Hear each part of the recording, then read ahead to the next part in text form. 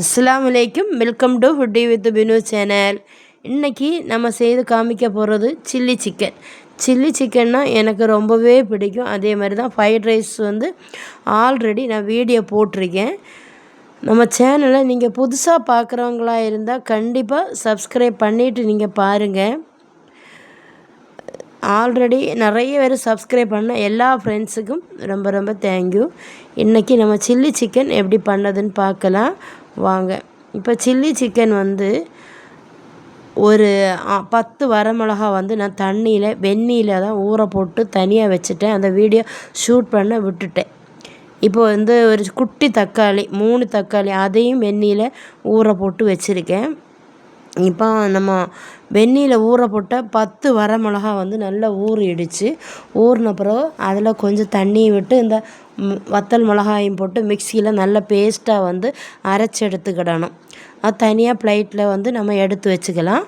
இப்போ 3 தக்காளி இருக்குல்ல, குட்டி குட்டி தக்காளி தான், அதை மிக்சி ஜாரில் நல்லா அதையும் பேஸ்ட்டாக அரைச்சி தனியாக நம்ம எடுத்து வச்சுக்கலாம். இப்போ சிக்கன் ஒரு 1/2 கிலோவுக்கு கம்மியாக தான் இருக்குது. அதில் 1/2 டீஸ்பூன் சால்ட்டு, ஒரு 3 டீஸ்பூன் கோதுமை மாவு. இப்போ கார்ன்ஃப்ளவர் மாவு இருந்தால் நம்ம சேர்க்கலாம். நான் கார்ன்ஃப்ளவர் மாவு சேர்க்கலை, கோதுமை மாவு தான் நான் எடுத்துக்கிட்டேன். அதுதான் என் கையில் இருந்துச்சுது. அதனால் நீங்கள் வேணால் மைதா மாவு சேர்த்துக்கிடுங்க. இப்போ அது எல்லாமே கரம் மசாலையும் 1/2 டீஸ்பூன் சேர்த்துக்கிட்டேன். இப்போ கோகோனட் ஆயில் விட்டுட்டு இப்போது நம்ம இதை ஒரு மீடியமாக ஷாலோ ஃப்ரை பண்ணி நம்ம எடுக்கலாம்.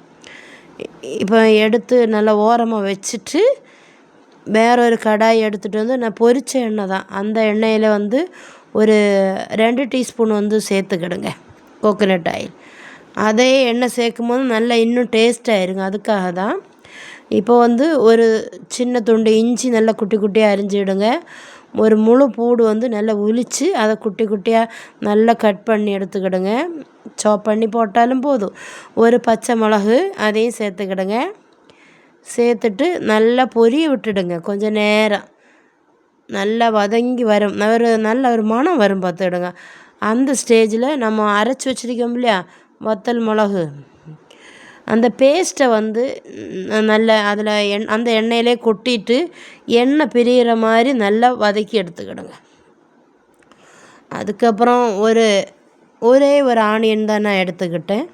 அதை ஸ்கின்னெல்லாம் எடுத்துகிட்டு நம்ம என்ன க்யூபாக கட் பண்ணி போட்டுக்கிடுங்க. கேப்சிகமும் அதில் 1 போட்டுக்கிடுங்க. தக்காளி பேஸ்ட்டு, இந்த கெச்சப்பு, சோயா சாஸு இதெல்லாம் நான் விடவே இல்லை. அதெல்லாம் வேண்டாம் அப்படின்னு சொல்லிவிட்டு நான் விடவே இல்லை. 1/2 டீஸ்பூன் சால்ட்டு, 1/2 டீஸ்பூன் பெப்பர். இப்போது நம்ம சிக்கன் நல்லா பொரித்து வச்சுருக்கோம் இல்லையா, அதை இதில் போட்டுடணும். போட்டு நல்லா வதக்கிடணும். அந்த மாவு இருக்குது தெரியுமா, அதில் கரம் மசாலா பெப்பர் எல்லாம் சேர்ந்ததாக்கும். அதில் 1/2 கப்பு வெந்நீர் விட்டு இதில் நல்லா மிக்ஸ் பண்ணி இதில் சேர்த்துக்கிடுங்க. சூப்பராகவே இருக்கும். நல்ல ஒரு மணம் வரும் பாருங்க.